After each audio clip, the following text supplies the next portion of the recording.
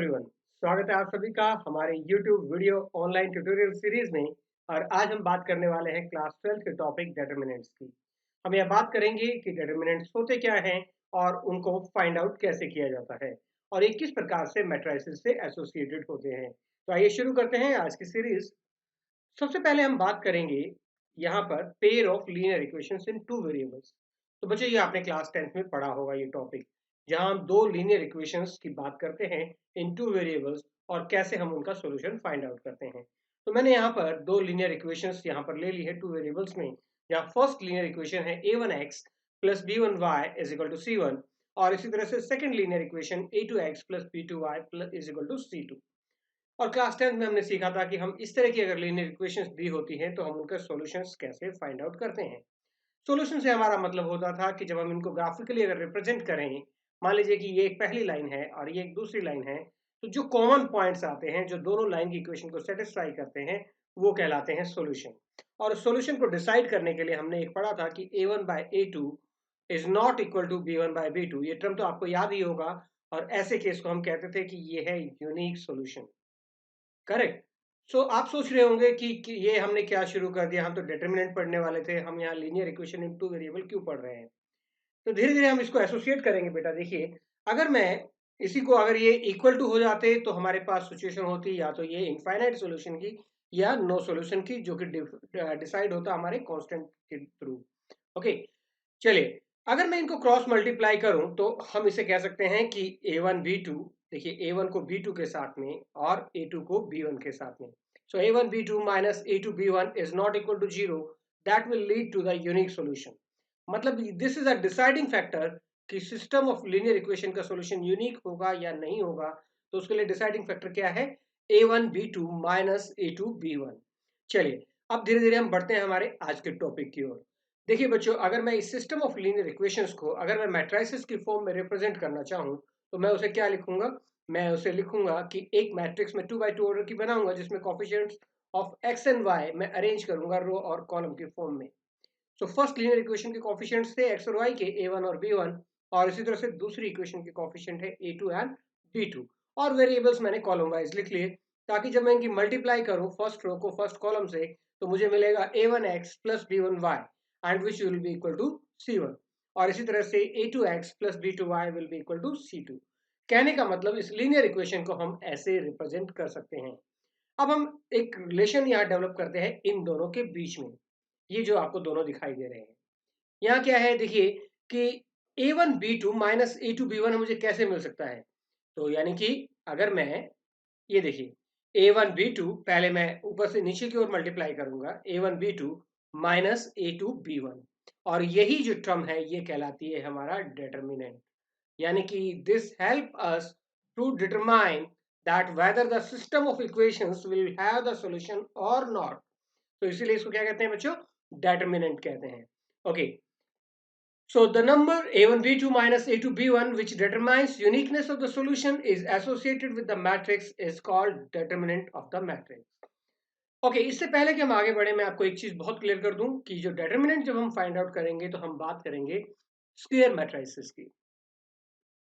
अब आप सोच रहे होंगे कि हम स्क्वायर मैट्रिसेस की ही क्यों बात करें। देखिए, यहाँ पर हमारे पास नंबर ऑफ वेरिएबल्स है 2, एक्स और वाई। तो हमें इसके लिए कितने मैक्सिमम हमारे पास जो चाहिए इक्वेशंस वो चाहिए 2। तो 2 वेरिएबल्स 2 इक्वेशंस यानी कि 2 बाई 2। अगर नंबर ऑफ वेरिएबल्स होते 3 तो वी नीड 3 इक्वेशंस, यानी कि that can be represented in the matrix of 3 by 3 order. तो यानी कि जब भी हमें कोएफिशिएंट्स ये वेरिएबल्स हमें फाइंड आउट करने होते हैं तो हमें उतनी ही इक्वेशंस की जरूरत होती है जितने हमारे पास जो वेरिएबल होते हैं, और इसलिए डिटरमिनेंट जो है वो always associated with a square matrix. चलिए, एवरी स्क्वायर मैट्रिक्स ये है इसकी formal definition. Every square matrix aij of order n can associate a number, it may be a real or a complex, is called determinant of the square matrix। और ये जो determinant होता है ये बहुत ही एक यूनिक टर्म है। Okay, तो डिटरमिनेंट को हम एज अ फंक्शन भी रिप्रेजेंट कर सकते हैं। कैसे?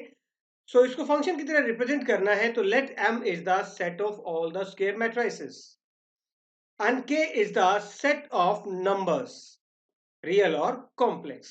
सो यहाँ हमारी डोमेन क्या हो गई? m हो गई। यानी कि इस डोमेन में से, इस डोमेन m में से अगर मैं लिखता हूं, देखिए अगर मैं लिखता हूं function from m to k, तो यह डोमेन क्या है m, तो इस m में से हम कोई भी स्क्वायर मैट्रिक्स लेंगे और उसे इस k यानी कि रियल या कॉम्प्लेक्स नंबर से एसोसिएट कर देंगे, तो वो होगा हमारा representation of A determinant in the form of function. Okay, so number जो k है that can be a real और अ कॉम्प्लेक्स नंबर। ओके, तो यहां अगर हम इसको दूसरे फंक्शन की फॉर्म में लिखें तो F A is equal to के,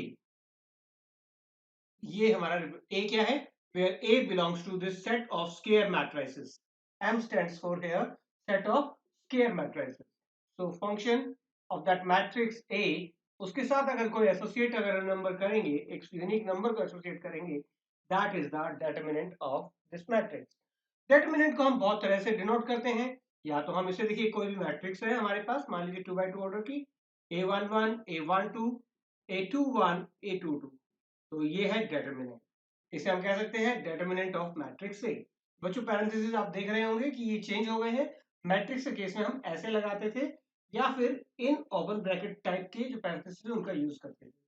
and in case of matrices it is not to be read as modulus A, this is determinant of A.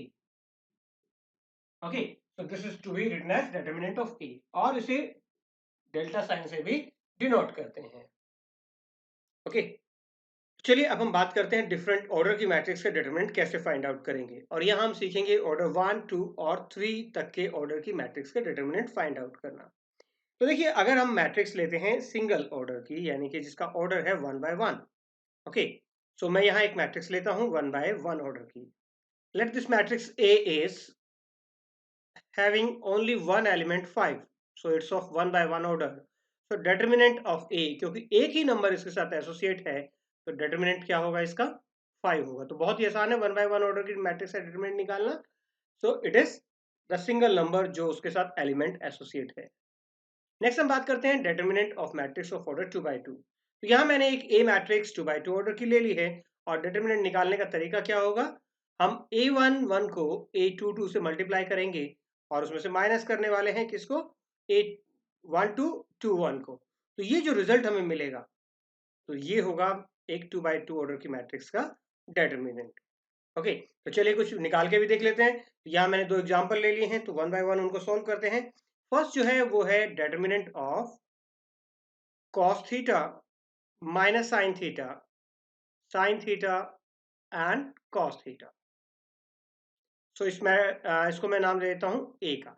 Okay, सो यहाँ डिटरमिनेंट ऑफ ए कितना होगा, पहले हम मल्टीप्लाई करेंगे cos थीटा को cos थीटा के साथ में, तो ये हो जाएगा cos स्क्वायर थीटा, और सब्ट्रैक्ट करना है किसको, इसको, तो minus sine theta into sine theta, sine square theta, तो माइनस माइनस हो जाएगा प्लस, बच्चों ये हुआ साइन स्क्वायर थीटा, तो हमारे डिटरमिनेंट की वैल्यू हुई 1। ओके, नेक्स्ट एक और एग्जांपल देख लेते हैं, यहां पर हम डिटरमिनेंट निकालते हैं b का। सो जो b है डिटरमिनेंट b, वो दिया हुआ है x square minus x plus one, x minus one, x plus one and x plus one.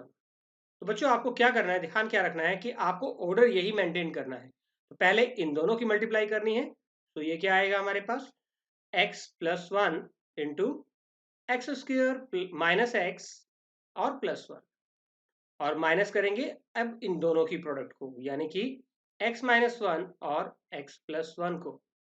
ये तो हो गई identity a plus B A square minus A B plus B square, यानी कि a cube minus B cube.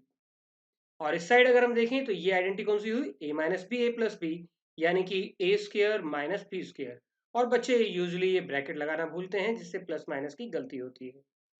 तो हमारा final output क्या आया, minus x square plus one, so ये 1 से 1 cancel, so answer is x cube minus x square.